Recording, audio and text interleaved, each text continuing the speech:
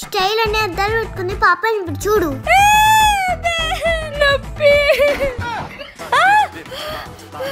నేను చెప్పినాను, నువ్వు వింటివా? ఇప్పుడు చూడు ఎన్ని గాలాలయ్యాయో.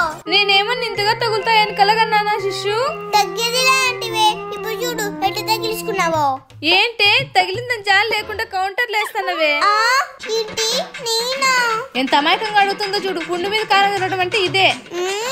దీనికి అంతటికి కారణం నువ్వే. పోయేటప్పుడు అద్దాలు తీసిపోమన్నావు, అందుకే ఇట్లా జరిగింది. నీకు కనిపించే కళ్ళు జరిగిందని మాత్రం కాదు. నాకు దెబ్బలు తగిలి నొప్పితో అల్లాడిపోతుంటే ఈ ఆర్గ్యుమెంట్స్ అవసరమా?